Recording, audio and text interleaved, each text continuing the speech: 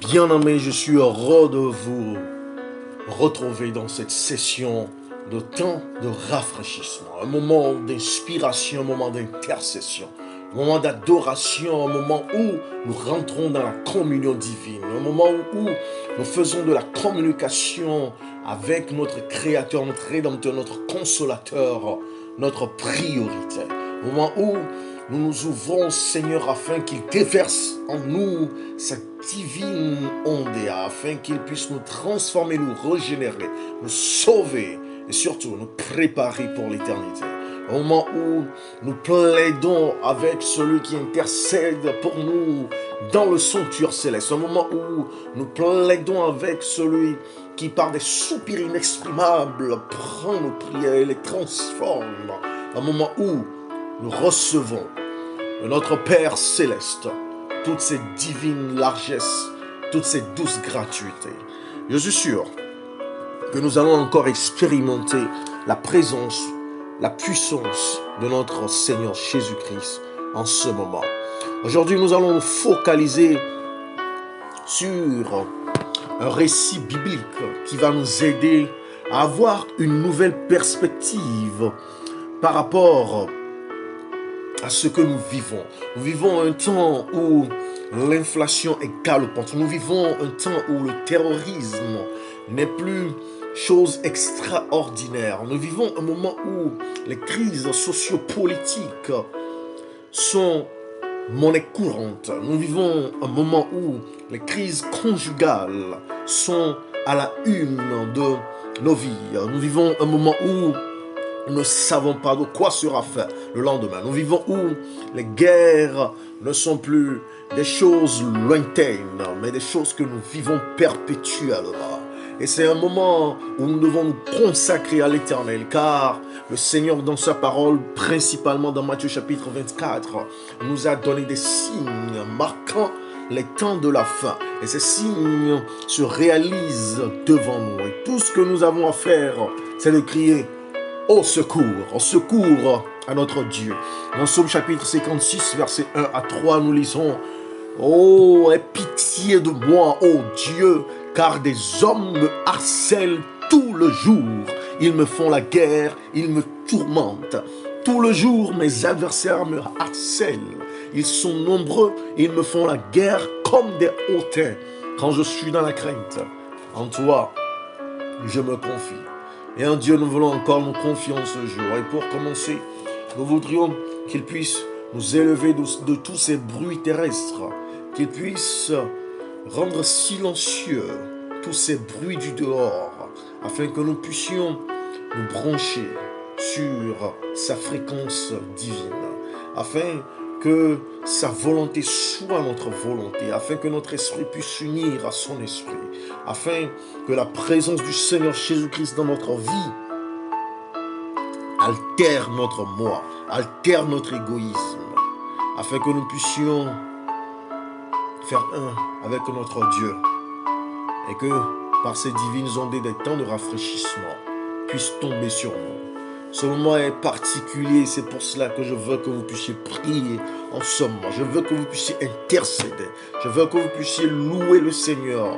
Je veux que vous puissiez communier avec lui, plaider avec lui afin que rien ne vous distrait, afin que rien n'altère sa puissance, afin que rien n'obstrue cette communion, que ce soit le péché, que ce soit notre propre volonté, que ce soit une distraction, que le Seigneur puisse l'estomper, que son esprit puisse le barricader. Prions en ce moment afin que nous puissions être dans une atmosphère de réception de la présence et de la puissance de Dieu. Priez afin que votre esprit soit focalisé sur notre Père Céleste. Priez afin que votre cœur soit assujetti à l'effet de la présence de Jésus-Christ et qu'il puisse y régner en maître souverain, en majesté suprême. Priez afin que votre esprit puisse être contrôlé, possédé par l'Esprit de Dieu, et qu'en vous soit révélé, soit manifesté sa grâce, sa miséricorde. Priez afin que ce moment de prière devienne un piédestal pour les témoignages. Priez afin que le Seigneur lui-même puisse déployer son plan dans nos vies, afin que sa destinée puisse se réaliser dans notre vécu quotidien. Que notre existence soit le fruit de sa grandeur. Prions en ce moment afin que nous puissions nous humilier devant son trône, que nous puissions déchirer nos cœurs devant lui, que nos âmes soient contrôlées par son esprit divin. Prions afin de faire une expérience unique en son genre avec lui en ce moment. Et que notre prière soit transcendée par sa volonté. Que tout notre caractère, toute notre personnalité, tous les traits de notre caractère soient assujettis à son contrôle. Que sa main prenne le dessus de tout ce que nous désirons, voulons ou pensons, afin qu'il puisse nous communiquer sa vision, qu'il puisse nous communiquer ses plans, afin qu'il puisse rendre notre vie pareille à ce qu'il veut que cela soit en nous créant.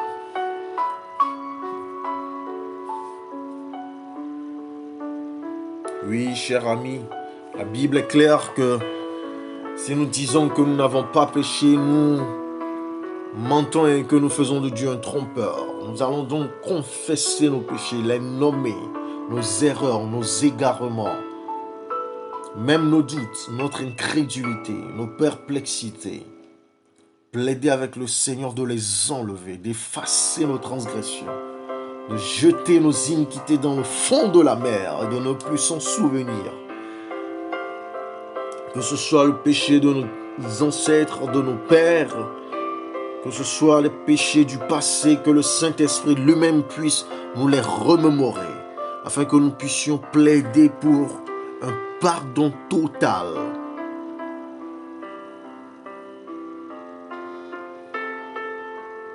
Oui, que ce temps soit un temps d'introspection et de rétrospection, activé par la force du Saint-Esprit, afin que nous puissions gémir, que nous puissions hurler, que nous puissions crier au secours pour nos péchés, pour nos manquements, pour nos faiblesses, pour nos chutes, pour nos manquements, pour nos erreurs, pour nos dégâts, pour nos bêtises, pour nos foutaises, afin que le Seigneur puisse nous laver de toute souillure, nous purifier de tout péché. Les péchés font obstacle à nos prières, car la main de l'Éternel n'est pas trop courte pour sauver ou délivrer. Mais ce sont nos péchés qui nous empêchent d'entrer en possession de ce que le Seigneur pourrait nous accorder. C'est comme un enfant qui ne lave pas ses mains, mais qui réclame une part de gâteau. Le Père est désireux de lui accorder ce qu'il veut, ce dont il a besoin. Mais il doit se laver les mains. Et le sang de Jésus nous lave et nous purifie, chers amis. C'est pour cela que nous avons la pleine assurance que si nous venons à lui, nous ne serons pas rejetés. Oui, venons à lui tels que nous sommes pour qu'il nous transforme en qui nous devons être, en ce qu'il désire que nous soyons, afin qu'il transforme notre fort intérieur, qu'il nous régénère, qu'il nous délivre de ses possessions, de ses pactes, de ses alliances négatives, ses influences destructrices.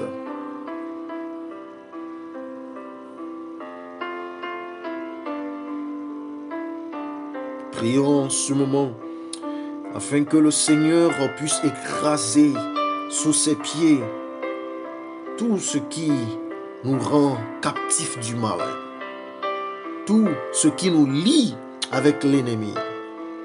Que le Seigneur puisse anéantir à jamais, annihiler les plans, le pouvoir, les interventions démoniaques et sataniques de notre vie, afin que nous soyons libérés, que nous puissions vivre sous sa grâce, sous sa puissance, que nous puissions nous diriger selon ses préceptes et ses ordonnances.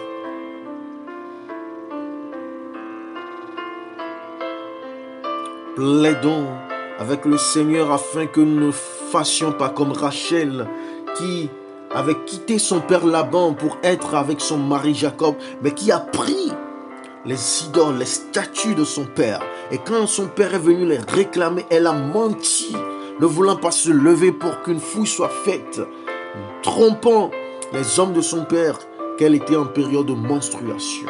Quelle est notre excuse pour nous confesser? Quelle est notre excuse pour que le Seigneur nous accorde une expérience profonde de conversion, pour nous détacher, pour nous délier de nos influences sataniques, démoniaques, de nos pactes diaboliques? Laissons les excuses et présentons-nous au Seigneur avec nos péchés. Qu'avons-nous fait? Et cela amène sur nous l'opprobre, jette sur nous la honte, attire la calamité, même la colère de Dieu. Confessons-le, il est juste et fidèle pour nous les pardonner et pour nous purifier de toute iniquité. Est-ce que nous vivons dans l'impiété? Est-ce que le Saint-Esprit nous a révélé que telle chose que nous faisons est péché? Car la Bible est claire que ce que nous savons qui est bien mais que nous ne faisons pas est un péché. Le péché est la transgression de la loi de Dieu. Est-ce que nous vivons en harmonie avec la loi de Dieu? Quel est ce péché que nous chérissons, que nous embrassons, que nous ne voulons pas lâcher? Plaidons avec le Seigneur afin qu'il coupe ce lien, afin qu'il détruise cette connexion, cette entente qu'il y a entre nous et le malin, qu'il gâche, qu'il sabote cette alliance, afin que nous puissions être libérés, afin que nous puissions recouvrir notre dignité en tant que fils et filles de Dieu. Parce que le diable ne vit que pour détruire, pour ravager, pour voler, pour tuer, pour mentir, pour tromper, pour séduire. Est-ce que le Seigneur nous convainc d'un péché, mais nous résistons à son appel? La voix de Dieu se fait entendre à nous en cet instant même. Si vous entendez sa voix, n'endurcissez pas vos cœurs. Est-ce que vous avez rejeté le Seigneur par un acte, par une pensée, par une disposition de cœur, et il est dehors, il frappe, et il dit: si quelqu'un entend ma voix, est-ce que vous entendez sa voix plaider avec vous pour le laisser prendre possession de votre vie, régner sur votre vie, avoir la suprématie totale, avoir la souveraineté sans équivoque, sans partage de votre être? C'est lui qui vous a créé, c'est lui qui vous a sauvé. Il a le plein droit, mais c'est vous qui devez vous laisser. Si vous vous sentez faible, accablé, si vous vous sentez possédé, harcelé, si vous vous sentez affaibli, plaidez pour cette puissance divine. N'oubliez pas, Marie de Magdalène n'est pas venue de son propre chef auprès de Jésus. Elle a été emmenée. Elle a été remise. Elle a été traînée devant Jésus. Et d'ailleurs pour piéger Jésus. Mais ce fut son moment de gloire. Son instant de transfiguration. Est-ce que vous voulez faire de ce moment où cette opportunité nous est offerte de nous présenter devant le trône divin, où cette opportunité nous est offerte de plaider notre cas devant le Seigneur qui intercède en notre faveur pour que nous puissions saisir notre conversion, notre transformation, notre régénération.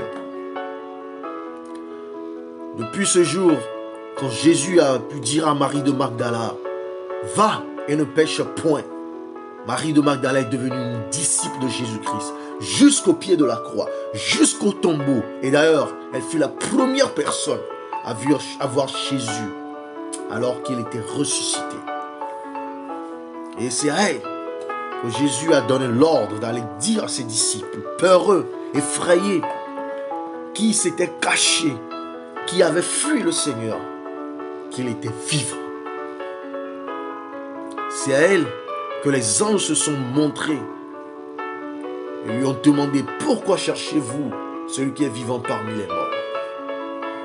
Oh, que notre situation soit changée, transformée par le Seigneur Jésus-Christ lui-même. Oh, que notre expérience de conversion nous propulse dans une dimension de disciple du Seigneur, dans une dimension de transformé, dans une dimension de personnes qui deviennent des agents de témoignage, car Jésus lui-même dira devant Simon qui honnissait Marie de Magdala, qui se moquait d'elle, que si Jésus savait qui était cette femme, il n'accepterait pas qu'elle allait verser ce parfum sur ses pieds et pleurer et nettoyer avec ses cheveux. Mais Jésus dit, Simon, j'ai quelque chose à te dire. Cette femme, c'est le prix du pardon. Et partout où mon évangile sera prêché, l'on parlera de cette femme. Oh, oh, que le Seigneur change votre histoire. Est-ce qu'on se moque de vous? Est-ce que vous êtes vilipendé? Est-ce qu'on vous renie? Est-ce qu'on vous malmène? Est-ce qu'on vous médit? Est-ce qu'on vous calomnie? Est-ce qu'on détruit votre réputation? Que le Seigneur ouvre un nouveau chapitre et fasse de vous, oh, un témoin vivant de sa grâce transformatrice. Un témoin vivant de sa puissance de régénération. Un témoin vivant, oh, de sa miséricorde insondable, de la plénitude de sa puissance pour transformer un pécheur en un saint. Oh oui, oh, c'est le moment pour que votre histoire puisse être réécrite par le Seigneur lui-même. Que votre histoire puisse être changée par le Créateur lui-même. Oh, ne ratez pas cette occasion en or. Oui, ne ratez pas ce moment de gloire. Oh, ne manquez pas cette opportunité de puissance. Oui, peut-être même que votre vie est semblable à Rahab. Oh, le Seigneur vous visite par son serviteur et il vous offre le salut à vous et à toute votre famille et de votre descendance, de votre génération, de votre postérité. Oh, le Seigneur suscitera des grandeurs, le Seigneur suscitera des éminences, le Seigneur suscitera l'excellence, l'incomparable, comme il a fait de Rahab. D'elle, nous avons eu même David. D'elle, nous avons eu même le Messie Jésus-Christ. Oui. Oh, peut-être que vous avez honte même de vous présenter dans les ensembles. Peut-être même que vous avez été rejeté, délaissé, abandonné, lâché.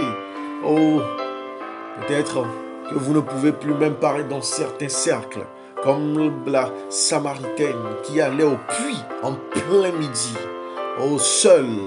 Oh, je prie que le Seigneur change et transforme votre situation au point où vous pouvez vous présenter devant toute une foule, toute une multitude pour présenter votre témoignage comme cette Samaritaine l'a fait dans sa ville et offrir à Jésus l'opportunité de transformer des milliers, des millions, des milliards de vies à travers votre histoire, à travers votre témoignage.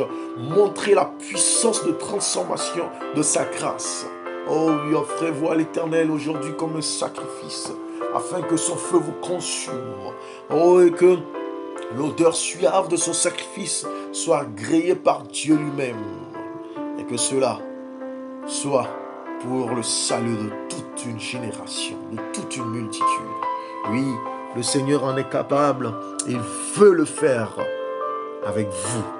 Peut-être qu'il y a un problème, qu'il y a un malheur, qu'il y a une misère, qu'il y a une malédiction sur votre famille, sur votre personne, sur votre entourage ou sur votre descendance. Oh, le Seigneur peut tout transformer par cette prière que vous faites. N'oubliez pas que la prière d'Anne, le jour-là, pour avoir un fils, fut une solution à la crise de leadership, à la crise de probité morale, à la crise de corruption en Israël en ce temps, car la voix de l'Éternel était rare. Mais à travers cette prière d'Anne, oh, Israël eut un juge. Israël eut un souverain sacrificateur. Israël eut un prophète. Israël eut un leader en la personne de Samuel. Oh, que votre prière génère des Samuel pour votre famille et votre génération. Oh, que cette prière génère des solutions pérennes pour votre pays, pour votre continent, pour le monde entier. Oh, que cette prière puisse générer oh, des solutions extraordinaires pour votre société, pour vos affaires, pour vos études, pour votre carrière. Oh, que cette prière puisse générer une solution dans la vie de votre entourage, dans la vie de vos collaborateurs, dans la vie de vos partenaires, de vos camarades, dans la vie de vos amis et même de vos ennemis. Que par la puissance de Jéhovah qui est intervenu dans la vie d'Anne, votre prière puisse transformer la destinée des nations et susciter des transformations exceptionnelles. Oh, louez le Seigneur comme Anne l'a fait. Chantez en son honneur, acclamez-le. Oh, dites-lui combien il est grand, combien il est puissant, combien il est merveilleux, combien il est formidable. Oh, dites-lui combien, oh, vous l'aimez, combien vous appréciez ce qu'il fait, combien, oh, vous acceptez son pardon, combien vous acceptez sa régénération, combien vous acceptez sa transfiguration et sa transformation. Combien, oh, il inonde votre cœur de sa paix, de sa joie, de son bonheur, de son allégresse. Combien vous vous sentez pardonné, libéré et affranchi, sauvé, délivré. Oh, exprimez, oh, cette reconnaissance, cette gratitude envers le Seigneur actuellement. Gloire au Seigneur, gloire à lui éternellement, qu'il soit loué à jamais. Venez avec moi maintenant dans le livre d'1 Samuel, chapitre 30. 1 Samuel, chapitre 30. C'est l'histoire de David qui, persécuté par Saül, se retrouva dans le camp des Philistins cherchant refuge. Oui, chers amis, même vos propres amis sont prêts, même vos proches, même ceux que vous aimez, ceux que vous tenez en estime sont prêts à vous mettre en fuite pour que le camp de l'ennemi soit préférable. Priez en ce moment, peut-être que vos proches ne vous comprennent pas, peut-être que vos proches vous malmènent, ceux en qui vous pensez avoir trouvé un frère, un ami ou une confidente. Peut-être même que c'est par ces personnes que l'ennemi œuvre dans votre vie. Peut-être que c'est par ces personnes même que l'ennemi vous détruit, que c'est par ces personnes que l'ennemi vous anéantit. Priez en ce moment afin que le Seigneur puisse vous donner une issue, puisse vous montrer un moyen de fuir ces personnes, un moyen de fuir ces persécutions, car le Seigneur a permis à David de pouvoir fuir. Le Seigneur a permis à David de pouvoir être préservé du malheur que Saül avait planifié contre lui. Oh, n'oubliez pas, c'est le Seigneur lui-même qui avait choisi Saül et il se détourna de lui. Peut-être même que c'est des hommes ou des femmes de Dieu, des leaders religieux qui ont causé votre perte ou qui ont causé votre déception. Oh, peut-être même que ce sont des personnes à travers lesquelles le Seigneur vous avait visité, le Seigneur vous avait accordé de grandes opportunités, le Seigneur vous avait mis au large, que le diable maintenant essaie par tous les moyens de vous détruire ou vous anéantir. Oh, je prie en ce moment afin que le Seigneur puisse vous visiter comme il a visité David, afin que vous puissiez fuir vos Saüls et qu'il puisse vous protéger, qu'il puisse vous mettre au large, qu'il puisse vous soutenir et surtout préserver votre vie. Ou peut-être même que la sorcellerie à laquelle vous faites face vient de votre famille, ou même votre empoisonnement a été l'œuvre de la personne qui était la plus proche de vous, cette personne que vous avez peut-être même aidée, cette personne qui est arrivée à ce niveau par votre aide, par votre intervention. Oh, ne soyez pas confus, ne soyez pas désespérés, oh, ne soyez pas lassés. Priez plutôt, plaidez en ce moment avec le Seigneur, afin qu'il puisse lui-même vous conduire et être avec vous comme il a été avec David.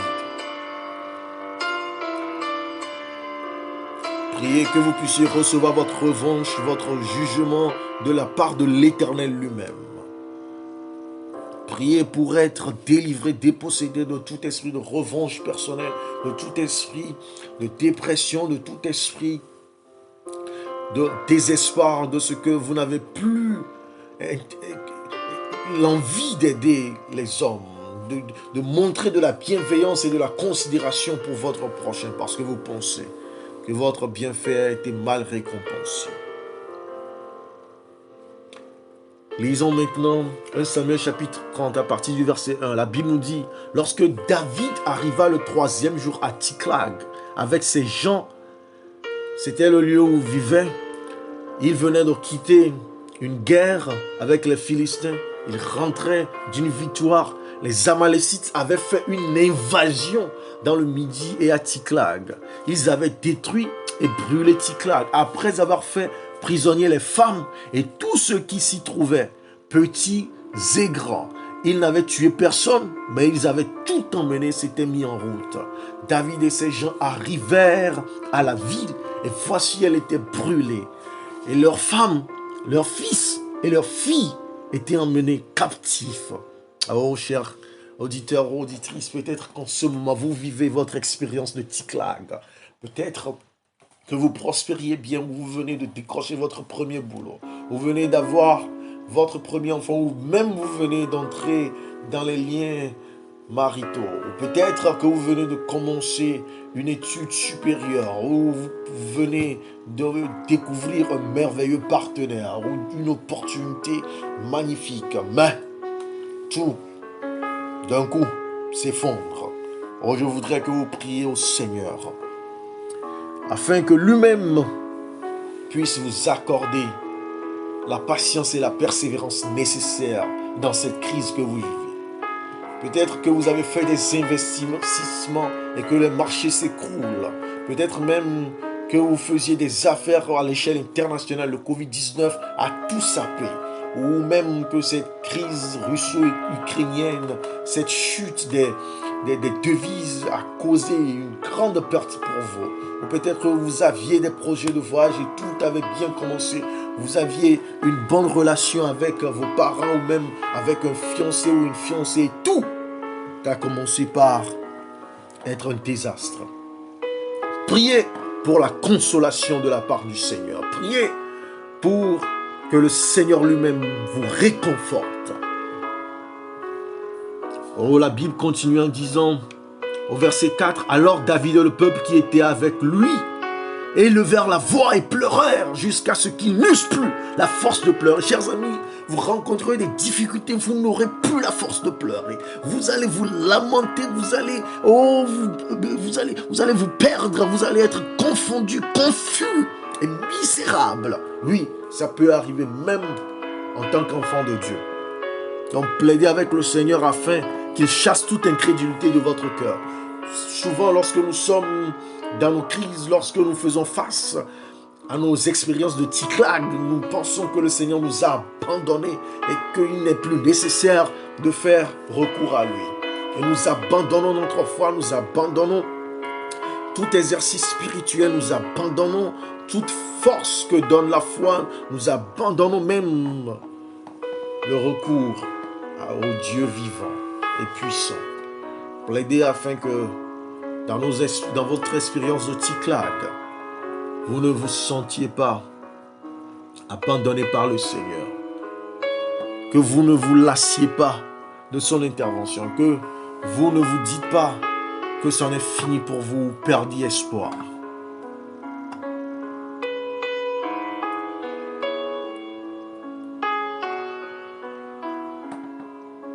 Alors vous savez, selon comment nous réagissons face aux crises, nous pouvons en sortir meilleurs ou en sortir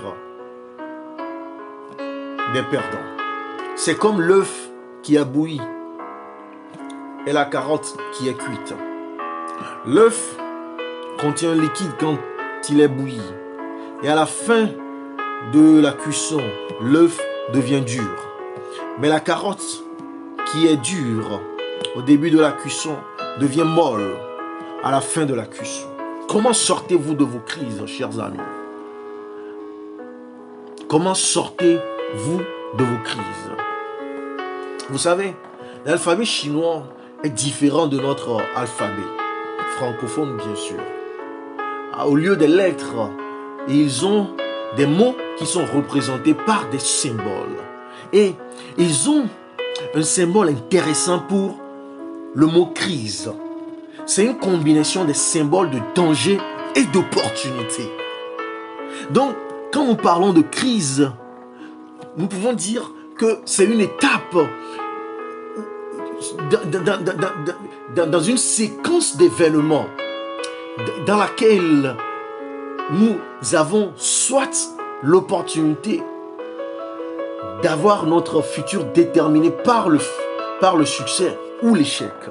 Et tout le monde expérimente ces temps de crise. Et nous vivons une crise mondiale. Faisons une épidémie mondiale. Nous faisons une crise financière mondiale. L'inflation est galopante. Le terrorisme est présent. Nous avons des guerres sans cesse, des déplacements. Nous avons des problèmes dans nos foyers. Nous avons des problèmes quant à l'éducation de nos enfants. Nos adolescents font face à des problèmes de violence, à des problèmes d'abus, à des problèmes de drogue, à des problèmes d'alcool, à des problèmes liés à la sexualité, à des problèmes liés à leur avenir, quant à leur carrière professionnelle ou à leur emploi ou à leurs affaires. Tout le monde fait face à une crise actuellement. Mais notre attitude déterminera notre altitude. Et quelle est votre réaction face aux crises?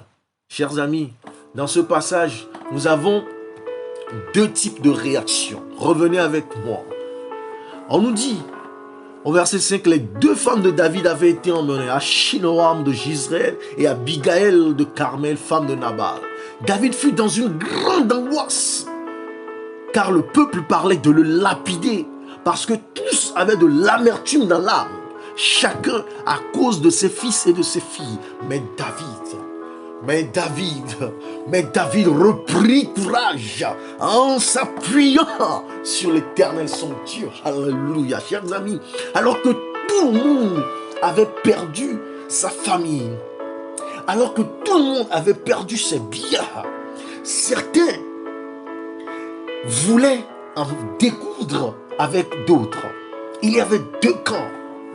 Et chers amis, laissez-moi vous dire que cela ne compte pas que vous fassiez partie de la majorité, non. Ici, David représentait la minorité. Il était seul. Tous ont perdu leur famille. Tous ont perdu leurs biens. Tous ont pleuré. Tous ont élevé la voix jusqu'à ce qu'ils n'eurent plus de force de pleurer. Et ils étaient dépassés. Ils s'étaient lamentés jusqu'au point de fatigue totale. Et maintenant, alors que tous vivaient cette crise, d'aucuns jetaient leurs responsabilités sur l'autre. Vous savez, c'est le propre de l'être humain. Depuis le temps d'Adam et d'Ève, Dieu demande, Adam, où es-tu?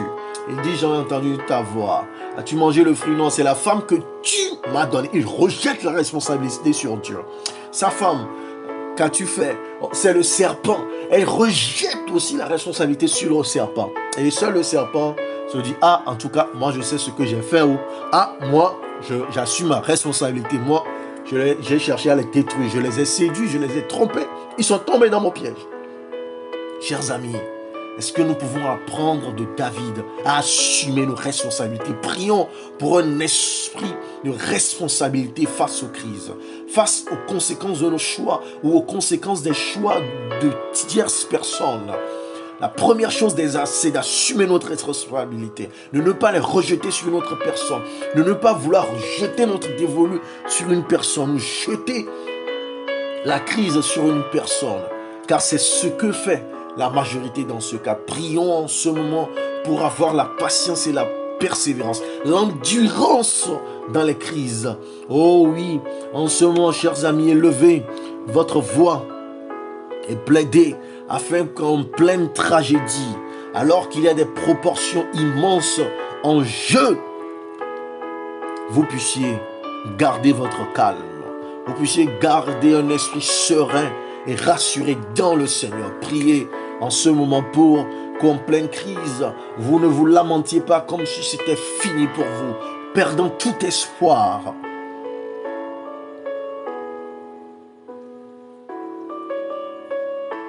Oui,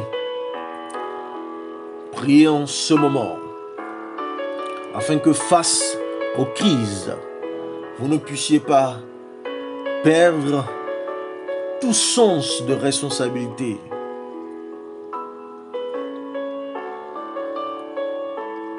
Et que dans les crises, alors que vous faites face aux crises, que lorsque les gens vous attaquent, que lorsque les gens se liguent contre vous, peut-être que vous êtes un homme d'affaires ou une femme d'affaires, peut-être que vous êtes responsable d'une société. Et à cause de l'inflation, tout est cher, tout le monde vous en veut. Alors que vous vivez aussi cette même inflation. Peut-être que les gens vous en veulent parce que leur argent ne leur suffit plus. Le salaire ne répond plus à leurs besoins. Donc les gens vous en veulent alors que vous n'êtes pas l'instigateur ou l'instigatrice de cette crise. Plaidez pour un esprit serein. Priez pour l'endurance lorsque vous êtes accusé à tort. Lorsque les gens vous en veulent alors que vous ne leur voulez pas de mal. Oh, priez afin que le Seigneur soit lui-même votre force. Peut-être qu'en face des crises, c'est les railleries et les moqueries, parce que vous n'arrivez plus à assumer vos responsabilités. Peut-être que face à un handicap, vous n'êtes plus en mesure d'utiliser votre plénipotentiel. Et à cause de cela, les gens se moquent de vous ou vous abandonnent, ou même qu'à cause d'une chute morale, d'une grossesse non planifiée, ou d'un mariage qui part en vrac, que vous êtes attaqué. Plaidez avec le Seigneur en ce moment afin d'avoir ce même esprit qui anime David face à la crise. Plaidez aussi afin que lorsque vous êtes dans la crise, vous ne parlez pas de vos problèmes aux gens. Que vous n'allez pas vous plaindre aux gens, que vous ne sombriez pas dans les murmures. Ce n'est pas ce que David a fait. David a repris courage en s'appuyant sur l'Éternel son Dieu. Vous savez, lorsque vous allez parler de vos problèmes aux gens, la majorité s'en fout. Le reste s'en réjouit. Et les autres en font un sujet de calomnie et de médisance, de destruction de votre réputation. Pourquoi parler à l'homme alors que la Bible est claire dans Jérémie? Ne mettez pas votre confiance en l'être humain, en qui est le souffle qui disparaît. Tournez-vous vers Dieu, cher ami. Tournez-vous vers Dieu. Il a la situation en main. C'est lui seul qui calme les tempêtes, qui parle et la chose existe. Oh oui, c'est lui qui ordonne et la chose existe. Oh oui, c'est lui qui ressuscite les morts. Oh, guérit les maladies incurables. C'est lui qui renverse les situations même de veuvage et de célibat endurci. C'est lui qui transforme les mariages calamiteux en mariages exemplaires. Oh, c'est lui seul dont il est dit qu'il peut faire l'impossible. Oh, que rien ne lui est impossible. C'est lui seul qui dit que ce n'est pas par la force. Oh, c'est par son esprit. Oh oui, le cheval est préparé pour le jour de guerre, mais la victoire appartient et vient de l'Éternel. Oh, plaidez pour une expérience plus profonde de démonstration de la foi. Oui, parce que la foi sans les œuvres est une foi morte. La foi doit être démontrée, doit être testée par les épreuves, par les rudes tentations, par les rudes crises. Et plaidez pour une expérience plus profonde. Vous savez, un jour, un roi m'a raconté une histoire pour me réconforter, parlant de sa propre expérience de maladie. Oh, il était rongé par une maladie mystérieuse. Et il m'a dit, tu sais mon fils, parce qu'il m'admirait beaucoup, lorsqu'un arbre est secoué par les vents, lorsqu'un arbre est secoué par les tempêtes, lorsqu'un arbre est secoué par les pluies violentes, cet arbre a une opportunité devant lui. C'est qu'en étant secoué, il puisse plus s'enfoncer dans le sol, s'ancrer dans le sol, pour aller encore plus profondément vers les nappes d'eau dans le sol, vers les nutriments enfuis dans le sol, pour trouver encore plus de profondeur et être encore plus ancré et irrésistible. Ainsi, après les tempêtes, il ne tombe pas, mais il se retrouve plus affermi, donc plus fort, et continue son existence à être fructueux.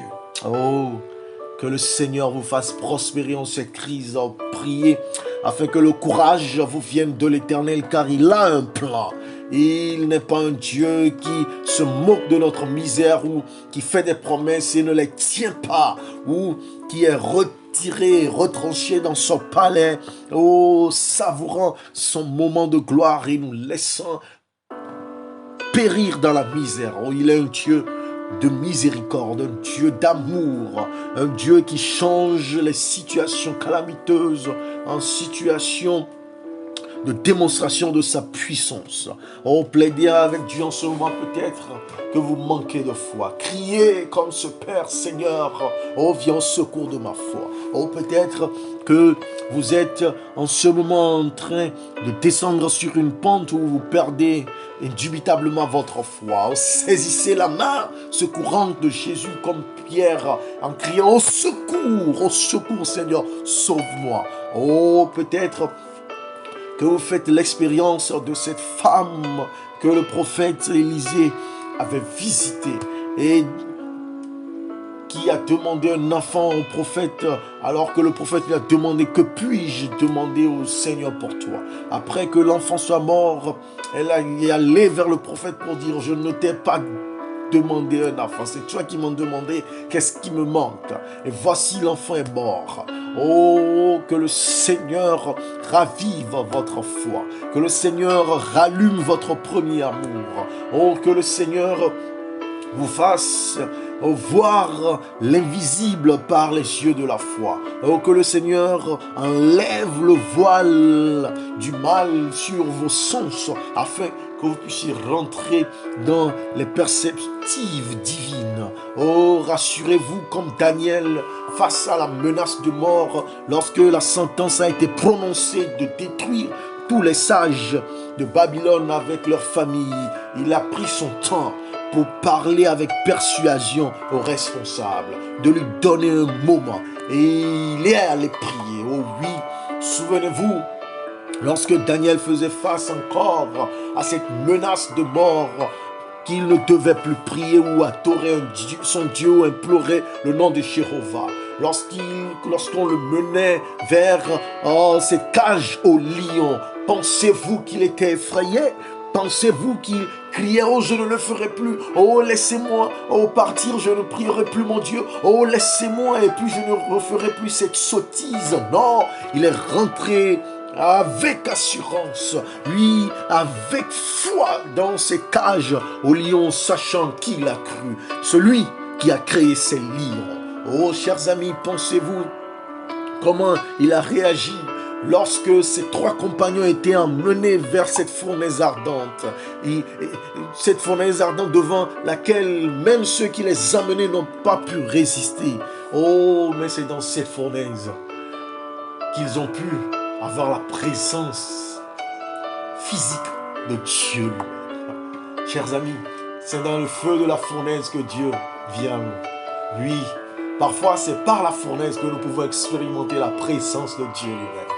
Car il est présent dans la crise avec ses enfants. Il ne les abandonne pas. Ce n'est pas un père irresponsable ou un créateur éloigné. Il n'est pas comme un propriétaire qui a construit sa maison, l'a mise en location et est parti vivre dans sa propre maison. Non, le Seigneur s'intéresse à nos affaires. Il s'occupe de nos affaires. Il intervient dans nos affaires. Priez en ce moment afin qu'il puisse nous remplir de cette joie qui inonde, de cette paix qui surpasse toute intelligence, oui, de ce calme au milieu de la tempête, car il défie les lois de gravité, de physique, de mathématiques, de chimie, pour marcher sur l'eau, pour aller apaiser la tempête auquel faisaient face ses disciples. Oui, il les avait demandé d'aller de l'autre bord. Il était allé prier. Quand il a su que ses enfants étaient menacés par la tempête, il s'est déplacé, puisqu'il n'avait pas de bateau, il s'est déplacé en marchant sur l'eau. Ce qui a fait voir aux disciples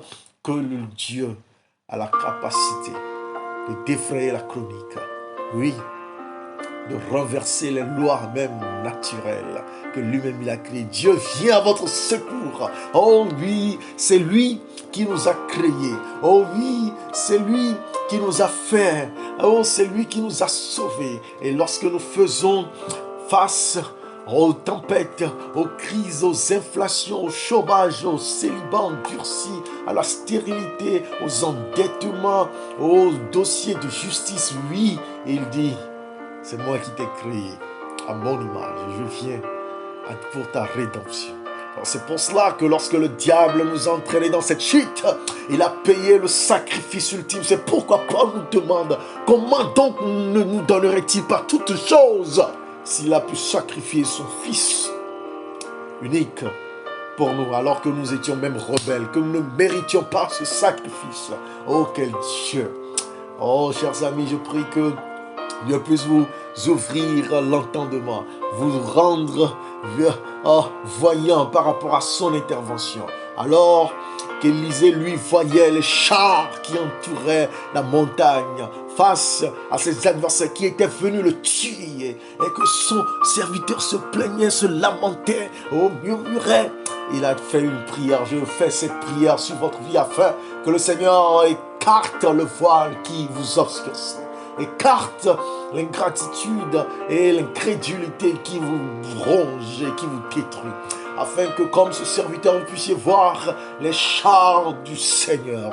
Oh, peut-être que le Seigneur vous parle par cette situation, comme il parlait à travers l'âne Nabal, mais parce qu'il était obscurci par la cupidité, par la corruption, il ne pouvait pas savoir qu'il y avait un ange devant lui et c'est l'âne qui devait lui parler.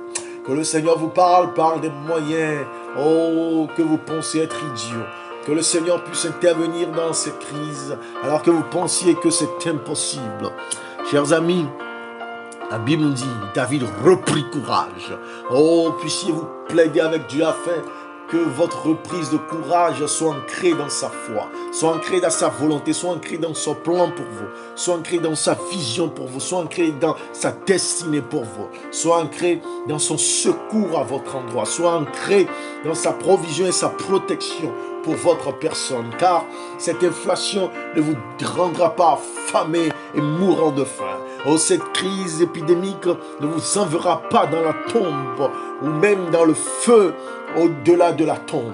Oh oui, ce terrorisme, cette guerre n'enfreindra pas le plan de votre vie pour un monde où il n'y aura plus de guerre, où nous vivrons éternellement dans sa paix et sa félicité.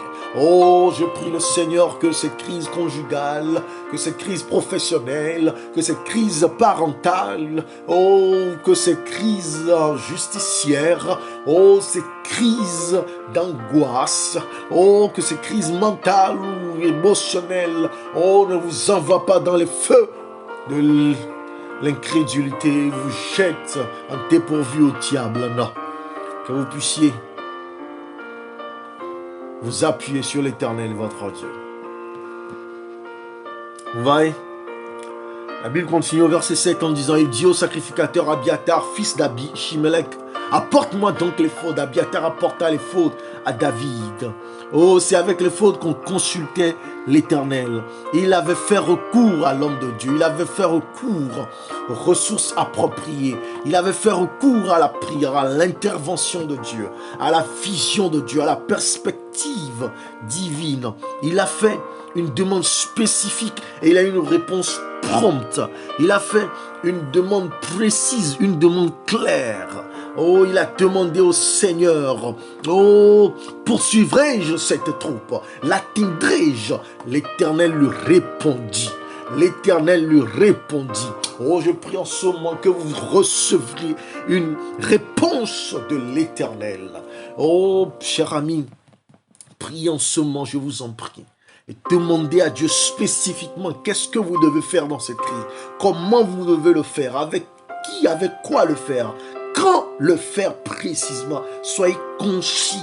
Lorsque Bartimée criait, fils de David, aie pitié de moi, fils de David, aie pitié de moi, aie pitié de toi, pourquoi? Parce que c'était aussi un mendiant, et c'était un aveugle, c'était un rejeté de la société. C'est pour cela que les gens lui disaient, tais-toi, il ne t'écoute pas, tais-toi, tu les déranges. De quoi Bartimée avait besoin? Donc quand le Seigneur lui a demandé, que veux-tu que je fasse? Quand il a dit, viens, il a jeté sa tunique et il a couru vers le Seigneur, il a dit, je veux voir, que le Seigneur vous donne cette clarté d'esprit, qu'il vous donne sa perspective divine des choses. Oh, dans ces crises, demandez précisément ce dont vous avez besoin. Demandez précisément l'entendement, la sagesse divine pour avoir la vision, le plan, oh, pour savoir l'investissement, pour saisir l'opportunité, pour avoir l'attitude, pour avoir le caractère, le comportement, pour avoir l'état d'esprit, la mentalité qui vous sera salvatrice, salvateur dans cette crise. Plaidez spécifiquement. Anna a dit, Seigneur, si tu me donnes un enfant de sexe masculin. Elle a été précise dans sa demande. Le paralytique, près de la piscine, a dit, je n'ai personne pour m'aider. Souvent, c'est notre attitude. Jésus vient, ou bien nous prions, nous n'avons même pas de foi. Nous disons, c'est comme une routine, on va prier, voir. Qu'est-ce qu'on va faire? Demandons à Dieu, voir. Si c'est sa volonté, mes chers amis, priez et croyez. Priez et croyez. C'est ce que le Seigneur a demandé. Jacques l'a même dit, que personne qui doute ne pense pas recevoir du Seigneur quelque chose, car il est emporté comme des vagues. Ne soyons pas vagues dans notre demande. Oh, utilisons le télescope divin, le zoom divin. Utilisons le caméra divin pour zoomer sur le besoin spécifique. Salomon était spécifique dans sa demande à Dieu.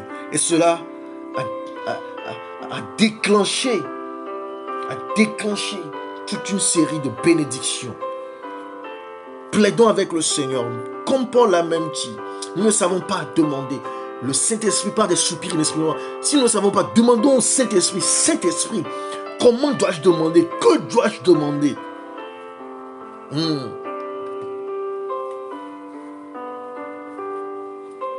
Demandons cette sagesse, cet entendement, ce discernement, cette connaissance profonde. Sinon, nous allons nous perdre. Et comme Jacques l'a dit, vous demandez, vous ne recevez pas. Parce que vous demandez mal. Vous demandez pour satisfaire vos besoins. C'est comme quand j'étais étudiant, je demandais à Dieu un ordinateur portable. Alors que je n'arrivais pas à payer mon écolage. Et un jour, je priais avec un ami. Et l'ami, après la prière, m'a fait la morale. Mais écoute, toi, tu as besoin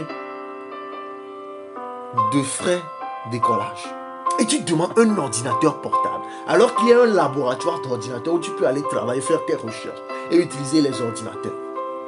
Maintenant, imagine que Dieu te donne ce portable, cet ordinateur portable. Et que l'ordinateur portable venait à tomber en panne. Est-ce que tu as les moyens pour acheter une batterie d'ordinateur portable ou d'un chargeur ou de l'écran ou même des logiciels à installer ou même payer l'internet que tu dois utiliser avec cet ordinateur? Cher ami, j'ai eu la honte de ma vie. Nous ne savons pas demander. Donc plutôt de demander, demandons à Dieu même, comme les disciples ont demandé à Jésus, Seigneur, enseigne-nous à prier. Je pense que c'est là même que nous devons commencer. Enseigne-nous à prier, à demander convenablement, à unir notre volonté à la sienne, à soumettre la sienne à la tienne. Et que tu puisses nous communiquer ce mystère spirituel, afin que lorsque nous ouvrons notre bouche, lorsque nous entrons dans la communion avec toi, ce n'est plus nous qui demandons, c'est toi qui demandes en nous, puisque toi-même tu sais ce que tu veux nous donner. Donc tu transcendes ça à nos besoins, à nos aspirations, au désir de notre cœur. Oh, chers amis, je prie que vous fassiez une toute autre expérience de la prière en ce moment, une toute expérience de la demande en ce moment, une toute autre expérience du développement que le Seigneur peut vous accorder en vous accordant la vision, la capacité de planifier, la capacité d'anticiper, la capacité d'investir, la capacité de choisir, la capacité de vous diriger en prenant un chemin, la capacité de vous informer, de vous former dans un domaine précis, afin que cela soit un débordement de bénédiction. Vous savez, il y a les rivières, les lacs, il y a les affluents, les torrents, il y a les embouchures. Ce sont tous des sources d'eau, hein. Mais tous ont une source. Et c'est de cette source que nous avons tous ces points d'eau et ces chutes d'eau. Et tous maintenant vont se jeter aussi, trouvent un moyen pour se jeter dans la mer. Chers amis, que le Seigneur nous donne l'entendement divin des choses, afin que lorsque les choses s'annoncent, nous ayons déjà par sa révélation des choses, par sa vision, par un songe, comment les choses vont se dérouler et comment la situation peut être décantée. Les gens prennent des heures à étudier les marchés boursiers pour savoir quelle est la valeur en bourse qui va augmenter, quelle est la valeur qui va réduire, où placer les moyens, dans quoi investir pour ne pas perdre sa fortune. Parce que certains perdent leur fortune en un clin d'œil. Vous confiez votre fortune à quelqu'un que vous ne connaissez pas, dont vous ne connaissez peut-être même pas les crédentiels, qui se présente comme un professionnel de la bourse ou comme un investisseur ou un banquier. Vous lui confiez votre fortune. Mais les gens ont perdu leur fortune, même dans des histoires de microfinance. Il y a des banques qui ont fermé, qui ont fait, qui se sont coulés sous les dettes, qui ont été déclarés bankruptes et donc qui ont été fermés. Les gens ont perdu tous leurs biens comme ça. Mais, chers amis, c'est pour cela que je vous suggère de demander l'entendement divin. Dieu qui dit qu'il connaît la fin dès le commencement.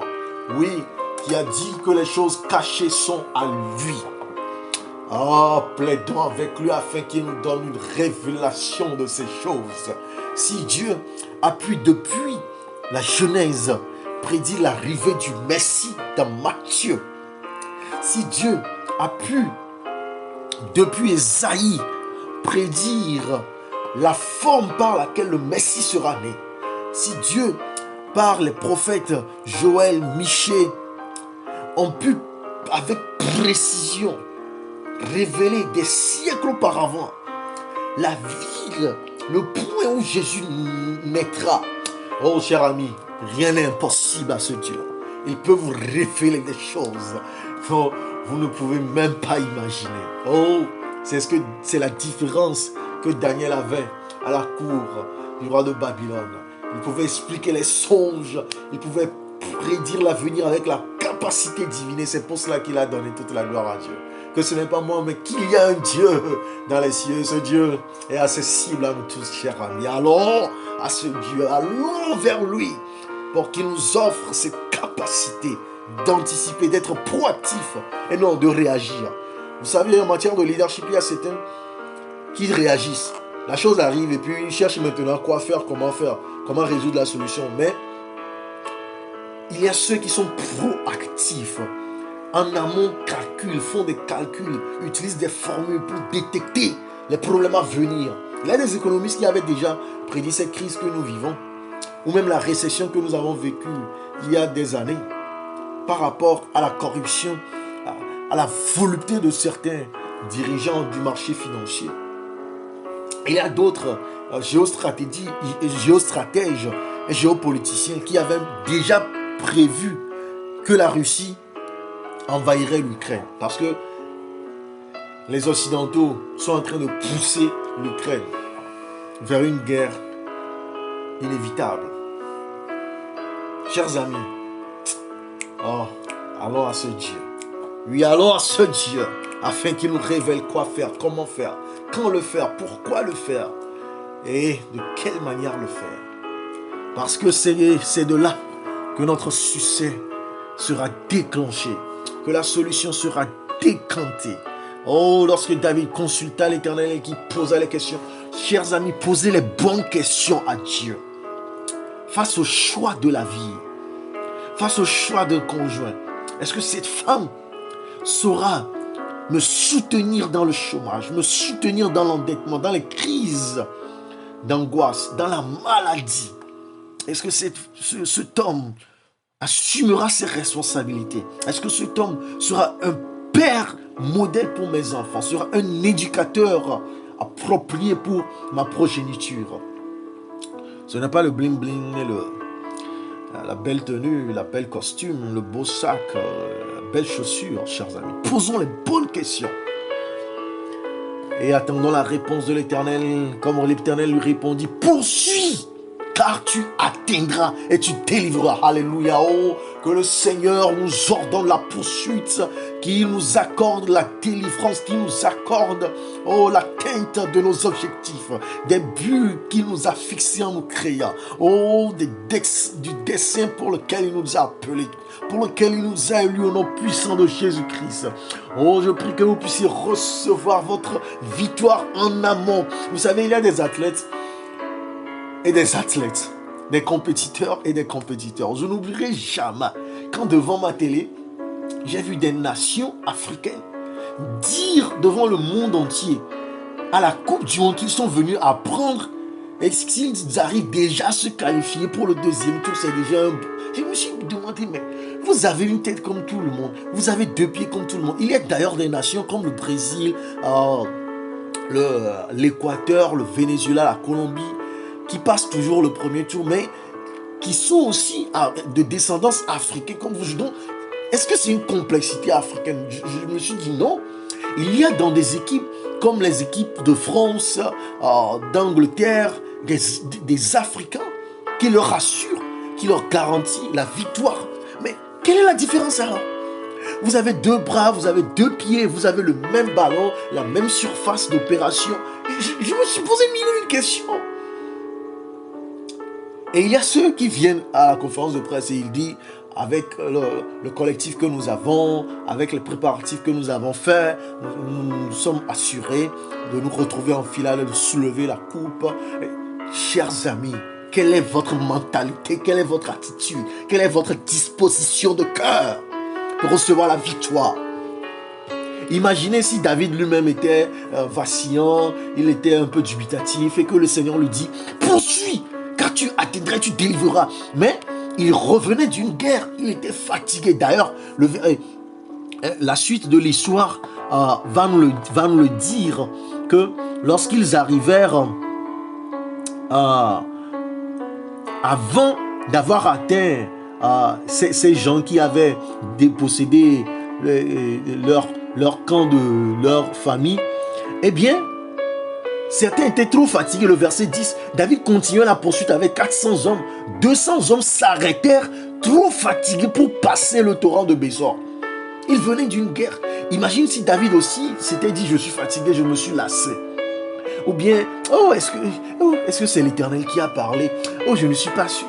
Est-ce que ce n'est pas le diable qui m'envoie maintenant être détruit, anéanti par ses ennemis? Oh, est-ce que le Seigneur a vraiment parlé? Oh, est-ce que... les gens là ont pris tout, hein. Ils ont tout brûlé. Hein. Et d'ailleurs, si on part récupérer nos familles, on va vivre où? Oh. Non! David était prêt pour la réponse de Dieu. Quelle est votre attitude, cher ami? Oh, Dieu est trop magnifique, trop miséricordieux, trop gracieux, qu'il répond au-delà de nos attentes, au-delà de nos aspirations, au-delà de ce que nous pouvons croire. Et c'est ce qu'il a dit. Paul, oh mon Dieu, pourvoira à vos besoins selon l'immensité de ses richesses, avec gloire et puissance en Jésus-Christ. Oh, parfois nous prions, les médecins ont quand même dit que l'AVC est irréversible. Même si ça va, même s'il sort du coma, même si, non, laissez la réponse à Dieu. C'est ce que Paul a fait. Il dit, j'ai prié 3 fois. Et le Seigneur m'a dit, ma grâce te suffit. Est-ce que c'est le Seigneur qui t'a dit que cette crise, vis-la telle qu'elle est? Est-ce que c'est le Seigneur qui t'a dit, cette situation ne changera pas? Reçois la force pour être patient et endurant. Ne décidez pas à la place de Dieu. C'est comme mettre une baleine dans un aquarium au salon. Vous imaginez le dégât que nous voulons causer. C'est comme cela que nous rétrécissons notre Dieu. Nous limitons sa capacité d'intervention. C'est comme les États-Unis qui sont envahis un jour ou l'autre Et puis ils décident, avec tout leur armement, puisqu'ils sont les plus grands dépensiers en matière d'armement, ils disent, oh non, il y aura trop de dégâts matériels, beaucoup de civils seront tués, donc nous allons juste capituler devant cet ennemi, cet envahisseur, pour protéger notre vie, pour laisser la génération future la capacité de vivre aussi longtemps. Quelle abdication. C'est inimaginable. Chers amis, je prie que le Seigneur vous accorde de voir par la foi et non par votre propre capacité ou par vos limites ou par vos propres manquements. Oui, apparemment, David était capable d'avoir des troupes avec lui. Malgré qu'ils l'ont insulté, qu'ils voulaient le lapider, il a quand même, par cette force qu'il a reçue de Dieu, changé la mentalité, inspiré, influencé.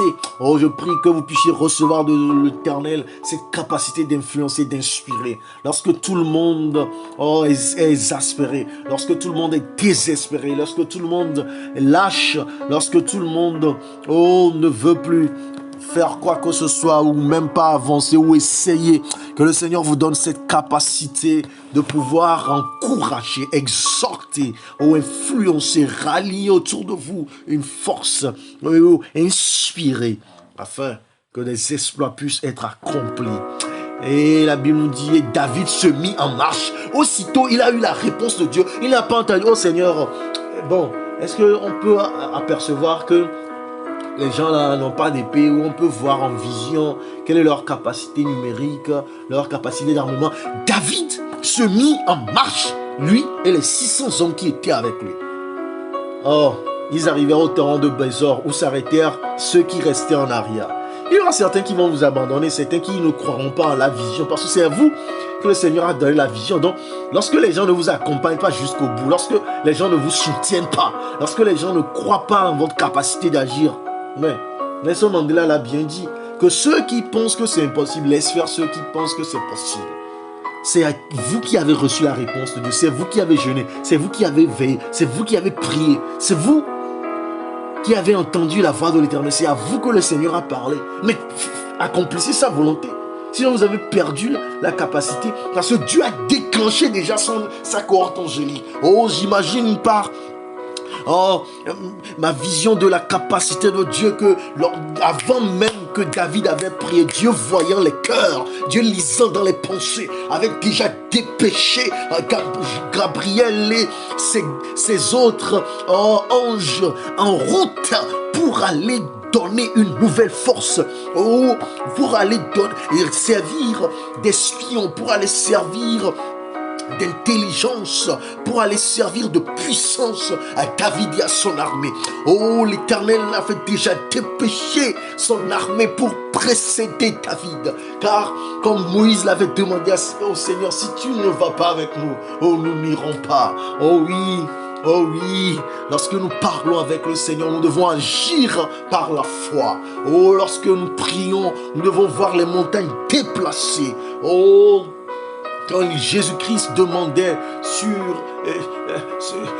dans cet endroit du jardin de Gethsemane, aussi cette coupe pouvait s'éloigner de moi. En tout cas, que ta volonté soit faite, mon Dieu, car c'est pour ceci que je suis venu. Oh, c'est pour cette heure que tu m'as préparé. Et il a dit à ses disciples, allons, parce qu'il a prié, il a parlé avec son Dieu, il a dit, allons. Oui, il était prêt pour l'ultime sacrifice. Et sur la croix, lorsqu'il a dit Eli, Eli, lama sabachthani, il a aussi dit, Seigneur, entre tes mains, je remets mon esprit. Et le troisième jour, avant même que les femmes n'arrivèrent avec les aromates, avant même que les disciples ne se dépêchèrent au tombeau, alors que la nouvelle se propageait dans Jérusalem, alors que l'ange était même en train de rencontrer les soldats romains. Dieu, lui, il avait mis l'ordre de mission, de résurrection. Oh, je prie que vous recevez de la part de l'Éternel l'ordre de mission, que vous puissiez voir en vision, en songe, révélation, l'ordre de mission de l'Éternel. comment il a dépêché ses anges pour pouvoir avoir besoin. Oh, je me souviens de ce chant en anglais. Oh, "'tis so sweet to trust in Jesus, just to take him at his word." Oh oui, c'est tellement merveilleux. Oh, c'est tellement doux de croire en Jésus, de le prendre au mot. Cette femme qui a composé ce cantique avait subi la mort de son mari. Son mari était le seul travailleur de la famille, le pourvoyeur de la famille. Elle était restée avec les enfants. Elle n'avait plus rien à manger, même pas de papier de toilette. Oh oui, elle priait et elle jeûnait parce qu'elle était même obligée. Puisqu'elle n'avait rien à manger, elle n'avait même aucun travail à faire. Donc elle priait, elle jeûnait.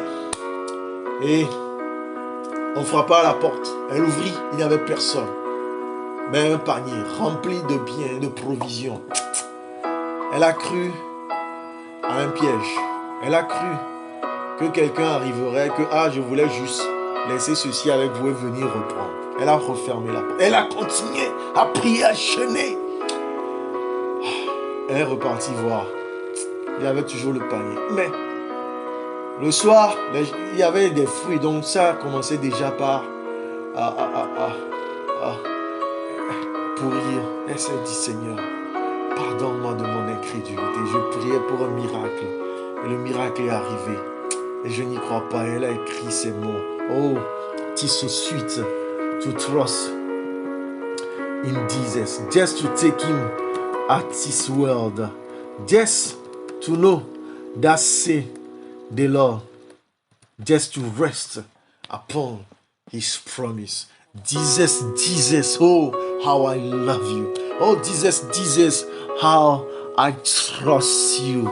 Oh, how I've proven over and over. Jesus, precious Jesus. Oh, for grace to trust him more. Oh, tellement merveilleux de croire, de mettre sa confiance en Jésus, de le prendre au mot. Oh, de se reposer en ses promesses. Oh, de savoir ainsi par l'Éternel. Oh Jésus, oh combien je crois en toi. Oh combien je t'ai éprouvé tant de fois. Oh Jésus, précieux Jésus. Oh, plus de grâce pour plus croire en toi. David s'est dépêché. Et oh, les calomnies, les moqueries, oh, la colère des hommes ne l'ont pas empêché de marcher à l'ordonnance de l'Éternel. Lorsque l'Éternel signe l'ordre de mission, oh, vous feriez mieux de marcher par la foi et non par la vue. Et il est parti.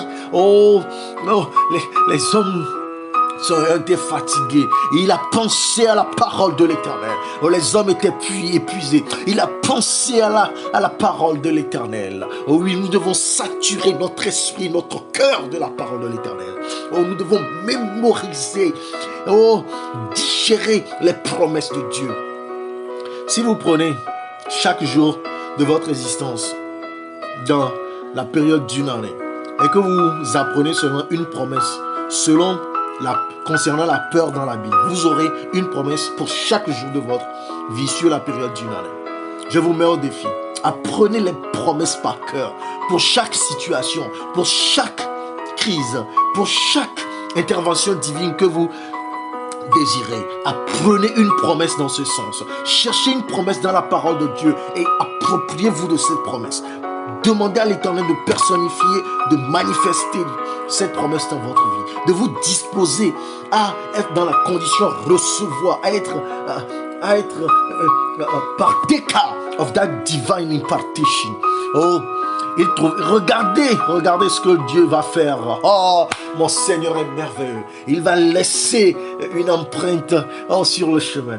Parce que David avait vu les hommes qui abandonnèrent, qui étaient épuisés.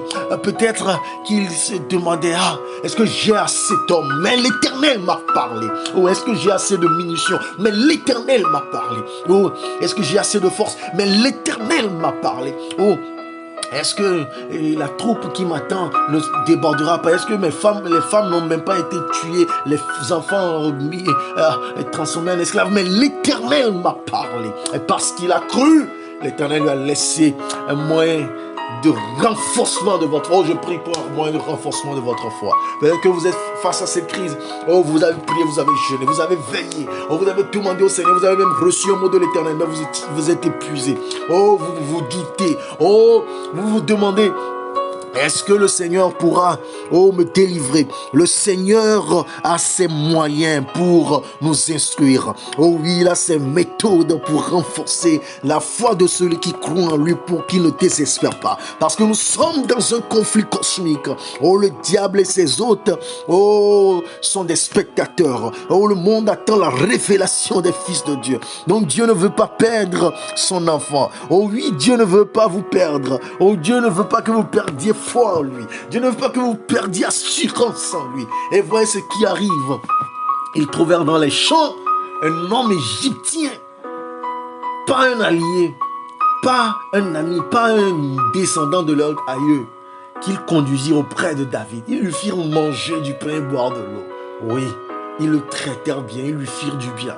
Ils avaient des problèmes. Hein? Certains d'entre nous, lorsque nous avons des problèmes, nous sommes devenus des lions. Oh, dès qu'il y a une petite crise, notre situation, notre attitude change. Dès qu'il y a un petit souci, nous devenons des loups. Oh, que le Seigneur nous transforme, que le Seigneur nous change, que le Seigneur nous rende doux et bienveillants, que le Seigneur nous fasse avoir le fruit de l'esprit, du contrôle de soi, nous puissions contrôler nos émotions, nos sentiments, nous puissions avoir un meilleur piédestal, être au-dessus de la mêlée dans les crises et face aux problèmes et aux soucis. Parce que c'est ce que David et ses hommes ont fait. Ils lui donnèrent un morceau d'une masse de figues sèches et 2 masses de raisins secs. Ils l'ont bien traité. Que nous puissions, alors que nous faisons face aux crises, avoir la douceur, la bienveillance, l'amabilité, l'humilité, une bonne disposition de cœur et une bonne attitude. Après qu'il eut mangé, les forces lui revinrent car il n'avait point pris de nourriture et point bu d'eau depuis 3 jours et 3 nuits. Le Seigneur cause la confusion dans le camp de vos ennemis.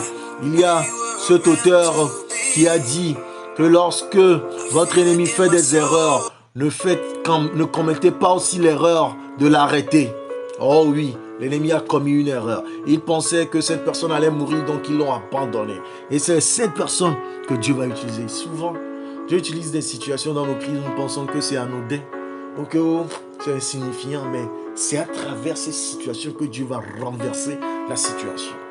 C'est à travers cet élément anodin que Dieu va renverser la situation. Suivez bien. David lui dit, « À qui es-tu et d'où es-tu » Il répondit, « Je suis un garçon égyptien au service d'un homme amalécite. » Oh, ce que David poursuit. « Et voilà 3 jours que mon maître m'a abandonné parce que j'étais malade. » Le maître fait du mal, David fait le bien. Chers amis, lorsque nous sommes face à la crise, que Dieu nous donne de bonnes dispositions pour toujours montrer que nous servons un Dieu bienveillant, que nous servons un Dieu qui est bon. Certains d'entre nous, nous vivons comme... Et nous donnons cette image même au monde.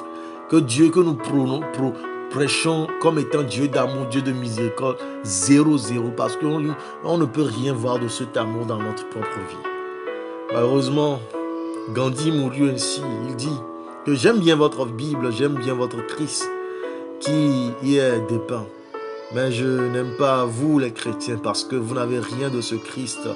Vous ne vivez rien de ce qui a été écrit dans cette Bible. Et il dit, nous avons fait une invasion. Il ne sait même pas à qui il parlait. Voilà, un agent de renseignement que les anges ont été. Oh, je vous dis, quand Dieu signe l'ordre de mission, dans le midi des Kérétiens sur le territoire de Juda et au midi de Caleb, et nous avons brûlé Tikla. L'ennemi se prononce. L'ennemi témoigne contre lui-même, ne sachant pas qu'il est en face du propriétaire de Tiklag. Oh, que le Seigneur puisse vous donner la clairvoyance pour savoir quand Dieu vous facilite la victoire dans le camp de l'ennemi. Quand il prend des gens du camp de l'ennemi pour vous aider.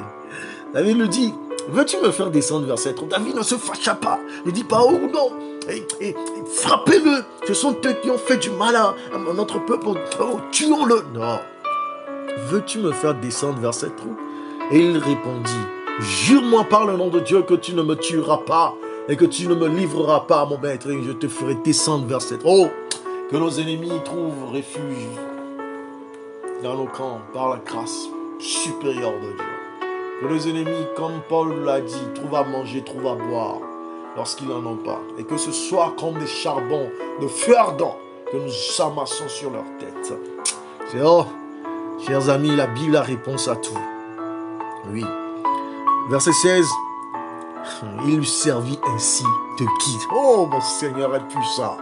Et voici, les Amalécites étaient répandus sur toute la contrée, mangeant, buvant et dansant à cause du grand butin qu'ils avaient enlevé du pays des Philistins, du pays de Juda. Oh, l'ennemi se réjouit de votre malheur. L'ennemi se réjouit de votre cri. C'est pour cela que vous ne devez pas abandonner ou relâcher. Ni vous lasser ou désespérer. Ni vous morfondre ou vous plaindre. Gémir dans le malheur. Mais retournez à Dieu. Faites recours à Dieu. Criez au secours. Car le Seigneur a signé l'ordre de mission. La Bible dit, David les bâtit depuis l'aube du jour jusqu'au soir du lendemain et aucun d'eux n'échappa, excepté 400 jeunes hommes qui montèrent sur des chameaux et s'enfuirent. David sauva tout ce que les Amalécites avaient pris et il délivra aussi cette femme. Alléluia. Oh, prions ce moment afin que le Seigneur vous fasse tout recouvrir. Que ce soit votre virginité que vous avez perdue et donc votre honneur auprès des hommes ou des femmes. Oh, que ce soit votre réputation qui a été anéantie, que le Seigneur vous le fasse recouvrir afin que vous soyez même plus élevé. Oh, peut-être que vous avez été... l'on s'est moqué de vous à cause de votre célibat. Oh, peut-être que l'on s'est moqué de vous à cause de votre stérilité. Oh, peut-être que les gens vous ont abandonné, vous laissant dans les dettes alors que vous leur avez prêté de l'argent et que vous leur avez concédé des biens sans aucune garantie. Oh, peut-être que ceux que vous avez accueillis dans votre maison, dans votre foyer, sont les mêmes personnes qui ont tout détruit. Oh, peut-être que dans votre largesse, dans votre esprit de bienveillance, ceux-mêmes à qui vous avez désiré tant de bien, ceux à qui vous avez fait du bien se sont retournés contre vous et sont devenus vos pires ennemis. Oh, que le Seigneur vous donne dans sa providence un recouvrement total. Oh, que le Seigneur vous donne dans votre peine, oh, un sujet de joie inattendu. Oh, prions ce moment afin que le Seigneur accomplisse ce miracle dans votre vie, afin qu'il vous accorde cette opportunité, cette opportunité d'affaires, cette opportunité de bourse ou de voyage, cette opportunité de mariage. Oh, ce changement de cœur, cette conversion, ce péché que vous-même, vous ne pensiez pas pouvoir abandonner. Vous-même, vous ne pensiez pas être délivré de ce malheur. Oh, que le Seigneur vous surprenne dans sa magnanimité. Oh, cher ami, la Bible nous dit que non seulement David sauva tout ce que les Amalécites avaient pris, il délivra aussi ces deux femmes. Il ne leur manqua personne, ni petit, ni grand, ni fils, ni fille, ni aucune chose du butin, ni rien de ce qu'on leur avait enlevé. David ramena tout. Oh, peut-être vous avez perdu des investissements, peut-être que vous avez perdu des terrains ou vous avez perdu des affaires en justice ou même que vous avez perdu des amis ou de bonnes relations ou des partenaires d'affaires prospérants. Oh, peut-être que vous avez perdu de l'argent, des fortunes. Oh, que le Seigneur vous fasse le miracle de David. Oh, prions ce moment pour recevoir cette grâce venant de la part de l'Éternel. Que Dieu vous donne cette disposition, cette compensation de sa toute puissance. Oh, la Bible continue en disant, et David prit tout le menu et le gros bétail, et ceux qui conduisaient ce troupeau marchaient à sa tête disaient, c'est ici le butin de David. Oh, lui, David eut un bonus. Oh, je prie pour un bonus de la grâce divine. Oh, je prie pour des dividendes extra au nom de Jésus-Christ. Je prie pour des récompenses inattendues au nom de Jésus-Christ. Oh, je prie pour une faveur inespérée de la part de l'Éternel sur votre vie au nom puissant de Jésus-Christ. Oh, je prie que le Seigneur lui-même vous fasse grâce surabondante dans votre crise au nom puissant de Jésus-Christ. Oh, je prie que le Seigneur lui-même puisse vous venir à l'aide. Chers amis, vous savez, l'expérience que je ne voudrais pas que vous manquiez dans cette histoire, c'est que David lui-même retourna à l'Éternel. Oui. Vous savez, David avait fui Saül, mais s'est retrouvé dans le camp ennemi, chez les Philistins. Vous vous souvenez de Goliath, que David lui-même avait tué. David s'est retrouvé dans son camp. Parce qu'il fuyait ses propres frères, ses propres sœurs, ses propres amis, ses propres partenaires, ses propres employés, ses propres proches. Souvent, la vie nous réserve des situations calamiteuses où nous courons même trouver refuge chez l'ennemi. Nous allons de gauche à droite chercher recours loin de l'Éternel. Et David fit tout ce qu'il faisait, mais cette crise le ramena au Seigneur. Il pensa d'abord à demander l'approbation de Dieu. Demander conseil auprès de Dieu. Il n'a pas réuni son armée. D'ailleurs, l'armée voulait le lapider. Vous voyez comment Dieu fait les choses? Dieu lui-même nous éloigne des personnes. Souvent, il provoque ou il laisse le diable agir à travers ces personnes pour que nous nous rappelons qu'il a dit de ne pas placer notre confiance en l'être humain. Parce que Dieu dit qu'il ne partagera pas sa gloire. Qu'il est un Dieu jaloux. Nous lui appartenons en totalité. David retourna lui-même à l'Éternel. Il vit la puissance de Dieu. Et cela l'amena à changer d'attitude. Vous voyez le bien qu'il a fait avec ceux qui étaient fatigués. Celui qui était devenu apparemment leur ennemi. Oui. Et il laissait même s'enfuir. Il laissa même s'enfuir ceux qui pouvaient s'enfuir. Souvent, chers amis, c'est bon pour nous de perdre quelque chose, certaines choses. Vous voyez comme l'or ou le diamant brut ou toute pierre précieuse qui est retirée du sol doit être lavée, doit être mis dans le feu pour être purifié, doit être taillé, ou bien la pierre ou le bois qui n'a aucune forme doit être sculpté, doit être raboté, doit être aplani, perfectionné. Chers amis, même la technologie par laquelle nous prions ensemble en ce moment a subi beaucoup de revers. Il y a eu des générations, certains sont morts, certains sont devenus endettés, certains ont tout perdu, certains ont perdu même la santé, leur famille même, comme Bill Gates par exemple, ou Jeff Bezos ou Elon Musk. Les gens ont fait des sacrifices énormes. Certains même ont tué, puisque le cobalt en Afghanistan, en RDC, suscite des guerres interminables pour que nous puissions utiliser la technologie. Chers amis, certains sacrifices, certaines situations calamiteuses que Dieu permet, parce qu'il est omniscient. Il a dit dans Ésaïe, l'argile ne peut pas demander au potier, pourquoi tu agis ainsi envers moi? Le potier dispose de l'argile comme il veut et transforme l'argile comme il désire pour lui donner la forme qu'il veut. C'est pour cela que Paul parlera de vases d'honneur et de vases inutiles. Cher ami, en quoi cette crise t'apporte plus d'intimité avec Dieu? En quoi cette crise te permet de renouveler ta foi, ta force dans le Seigneur? Vous savez, si vous n'avez jamais fait l'expérience d'une maladie incurable, vous ne saurez pas que vous pouvez prier, jeûner, veiller au point de recevoir la guérison miraculeuse Alors que tous les bilans médicaux, toutes les déclarations des docteurs sont unanimes et uniformes. Vous mourrez.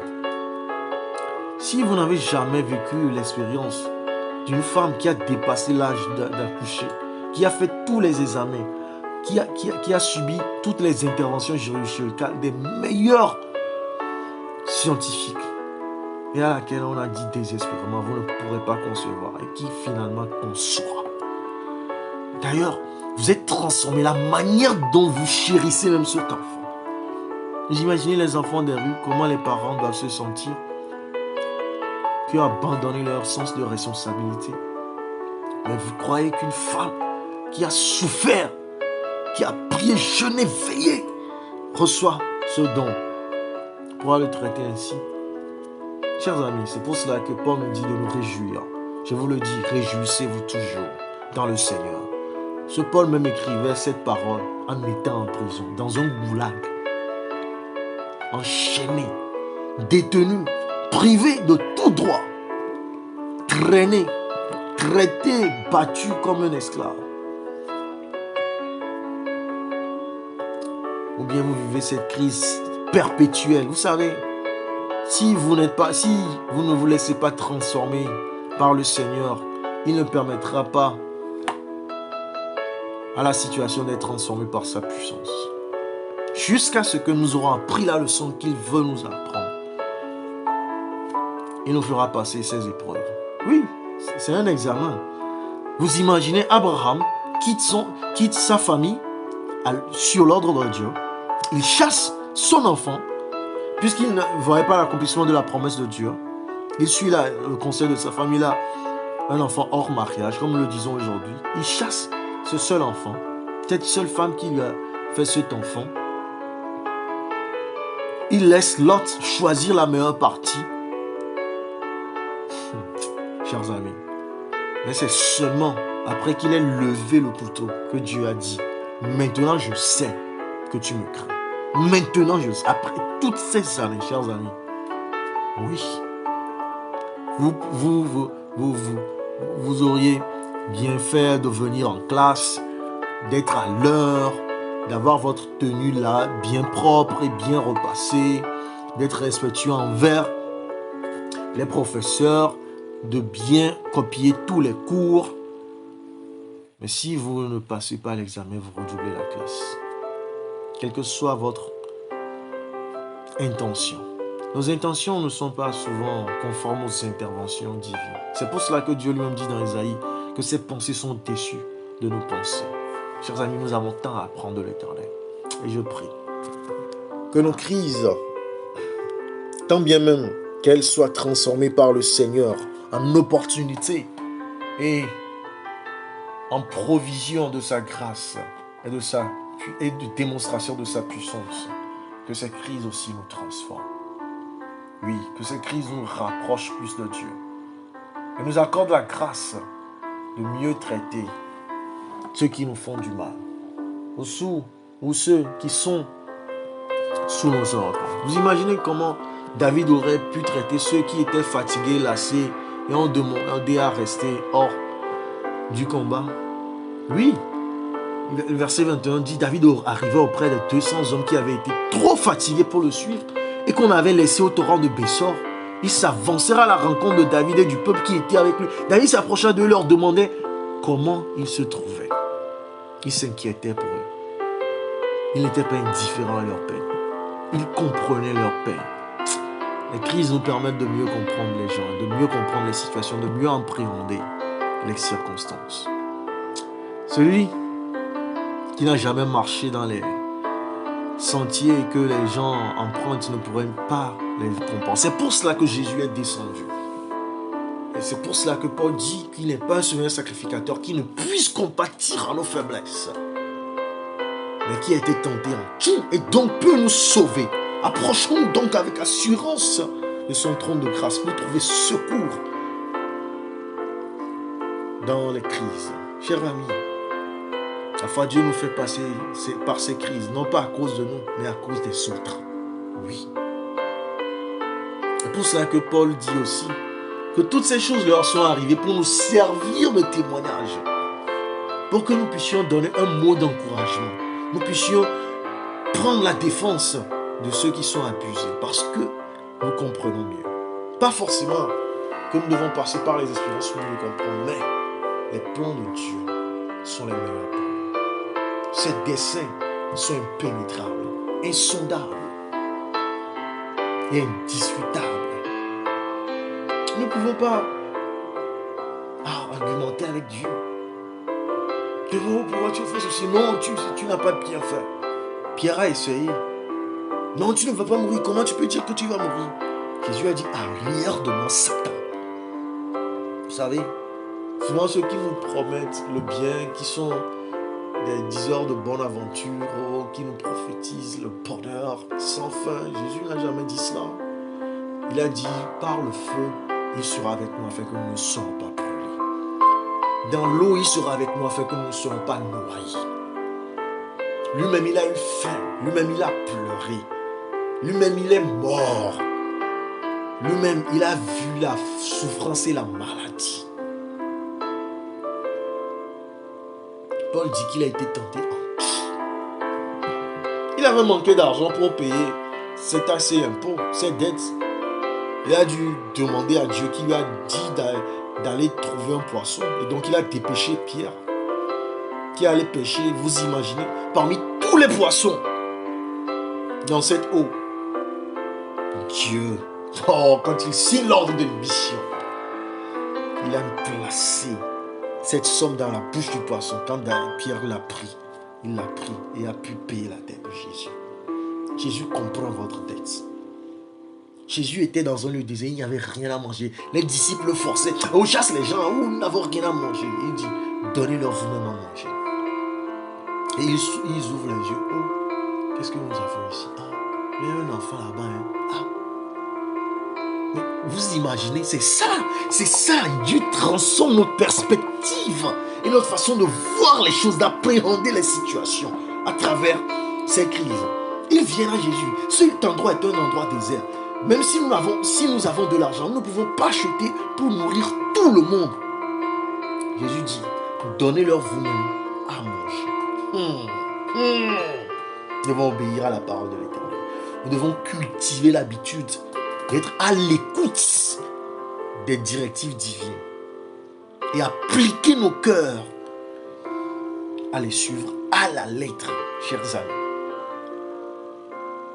Vous imaginez ces disciples comment spontanément ils ont eu l'ouverture d'esprit pour dire, ok, voici tout ce que nous avons. Oui, dis au Dieu, voici tout ce que moi j'ai comme connaissance.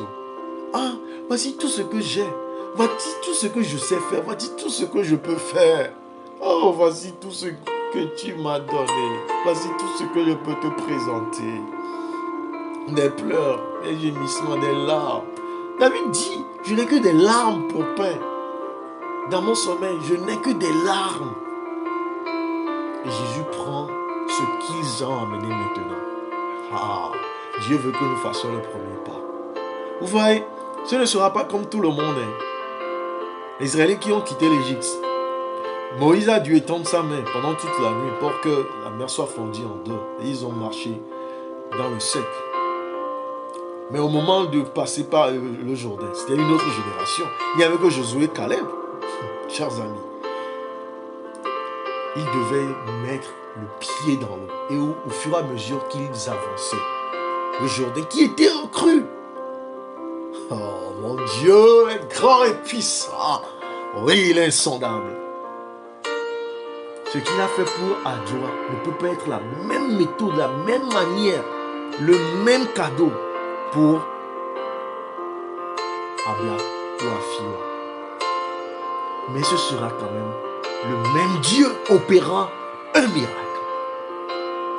Et pourquoi nous n'avons envié personne ou à jalouser personne ou à, comme Esaïe nous dit, ne promène pas des regards inquiets. Cette personne, c'est vrai. L'année passée qu'il a eu un nouveau travail. Il a déjà sa maison. Le psalmiste dit, Je promenais des regards inquiets, j'étais jaloux, j'étais envieux, jusqu'à ce que je lève mes yeux vers le sanctuaire. Parce que je me demandais comment le méchant prospérait. Et alors j'ai appris à ne pas porter envie. Vous ne savez pas son lot de crises ou de problèmes, ce qu'il a fait, ce par quoi il est passé. Moi j'ai rencontré des grandes personnalités, mais je leur demandais, je ne sais pas, Dieu m'a juste donné l'intelligence, l'entendement pour leur demander, mais par quel problème êtes-vous passé? Parce que Bill Gates a dit un jour, c'est mieux de connaître les échecs, les problèmes de ceux qui réussissent pour que vous ne fassiez pas les mêmes erreurs, vous ne répétiez pas les mêmes échecs pour que vous puissiez réussir comme eux plus que... Mais c'est des histoires à... Tu dis au Seigneur, oh Seigneur, je t'en supplie, que cela ne m'arrive pas. Oh Seigneur. C'est pourquoi Paul dit qu'aucune tentation ne nous est arrivée plus que ce que nous pouvons porter, cher ami. Oui, plus que ce que nous pouvons porter. Je prie le Seigneur que vous fassiez une autre expérience de la présence et de la puissance de Dieu. Et je prie que votre expérience de Tiklag vous amène à votre couronnation, à votre élévation. Parce que David fuyant Saül, allant dans le camp ennemi, poursuivant maintenant cet ennemi, la Bible nous dit que de retour à Tiklag, David envoie une partie du butin aux anciens de Juda, à ses amis en leur adressant ces paroles. Voici pour vous un présent sur le butin des ennemis de l'Éternel, au verset 26. Et dès le chapitre 27, Saül est tué. C'était la même bataille. David a vu que les Philistins étaient occupés, donc il s'est repenti. Je quitte ses ennemis. Ce n'est pas la volonté de Dieu pour ma vie. Et chers amis, nous devons savoir quand nous retirer. Parce que, comme Salomon l'a dit dans Proverbe, c'est les petits renards qui détruisent les vignes. C'est les petits péchés. Le chiot que nous nourrissons aujourd'hui deviendra le chien enragé pour nous détruire, pour nous couper la main, pour nous manger la main. Il y a ces ennemis, il y a ces tentations, il y a ces péchés que nous nourrissons, que nous chérissons, oui, que nous entretenons, qui nous font courir à notre perte. Il y a ces investissements, ces Ponzi schemes. Comment on peut vous dire que amener 100 000 pour recevoir 10 millions, vous ne vous demandez même pas, mais avec un sacrifice humain, vous n'aurez même pas cela. C'est trop beau pour être vrai. Ou l'alcool, ou pour que je ne pense plus à mes problèmes, ou la drogue, pour que je sois dans un moment d'extase. Ou ces jeux de hasard. Mais, chers amis, les statistiques sont claires. Ça finit mal. Pire que le début. Chapitre 31, ces mêmes Philistins livrèrent bataille à Israël. Et les hommes d'Israël prirent la fuite. Les Philistins poursuivirent Saül et ses fils et tuèrent Jonathan, Abinadab et Malkishua, fils de Saül. L'effort du combat porta sur Saül, les archers l'atteignirent et le blessèrent grièvement. Et c'est dans ce chapitre suivant, chers amis, que Saül, puisqu'il a rejeté l'Éternel et que l'Éternel l'a rejeté, ce qu'on lui a ôté, la royauté, il a remis à David, fut tué. Oui. Et vous voyez, l'expérience de Tiklag a transformé David, que lorsqu'on vint lui annoncer la mort de Saül, la personne même croyait qu'il faisait un grand bien. David, il est mort, ton persécuteur, chers amis. David était à Tiklag, à ce même Tiklag, ce même Tiklag, là où la crise a commencé. Le troisième jour, un homme arriva du camp de Saül, dans 2 Samuel 1, les vêtements déchirés, la tête couverte de terre. Lorsqu'il fut en présence de David, il se jeta par terre, se prosternant. Il dit, d'où viens-tu? Il répondit, je me suis sauvé du camp d'Israël. David lui dit, que s'est-il passé? Dis-moi donc. Il répondit, le peuple s'est enfui du champ de bataille, un grand nombre d'hommes sont tombés en paix. Saül même et Jonathan, son fils, sont morts. David dit au jeune homme qui lui apportait ces nouvelles, comment sais-tu que Saül et Jonathan sont fils? Et le jeune homme qui lui apportait ces nouvelles répondit, je me trouvais sur la montagne de Gilboa et voici Saül s'appuyait sur sa lance et voici les chars et les cavaliers étaient près de la tente. S'étant retourné, il m'aperçut, m'appela, je dis, me voici. Il me dit, qui es-tu? Je lui ai répondu, je suis Amalécite. Les Amalécites qui ont détruit le Ticlac de David. Donc ce gars faisait partie de ceux qui ont fui. Et il dit, approche donc et donne-moi la mort car je suis pris de vertige, quoique encore plein de vie. Je m'approchai de lui, je lui donnai la mort, sachant bien qu'il ne survivrait pas à sa défaite. Comment tu le sais? J'ai enlevé le diadème qui était sur sa tête et le bracelet qu'il avait au bras et je les apporte ici à mon Seigneur. Verset 11, David saisit ses vêtements et les déchira et tous les hommes qui étaient en train de lui firent de même. Ils furent dans le deuil, pleurèrent et jeûnèrent jusqu'au soir. À cause de Saül, qui le persécutait, qui essayait de le tuer. Oh, chers amis, que l'Éternel nous donne notre expérience de Ticlag et que nous en sortions transformés, régénérés, sauvés, délivrés. Et vous voyez, c'est après cela que David fut couronné. David fut couronné. Après notre expérience de Ticlag, chers amis, oh, nous serons délivrés, nous serons sauvés. Nous serons couronnés, nous serons, après avoir été sanctifiés, justifiés, purifiés, glorifiés pour l'éternité. Que Dieu nous bénisse dans notre expérience de Ticlag, par sa grâce et par sa puissance au nom de Jésus-Christ. Amen.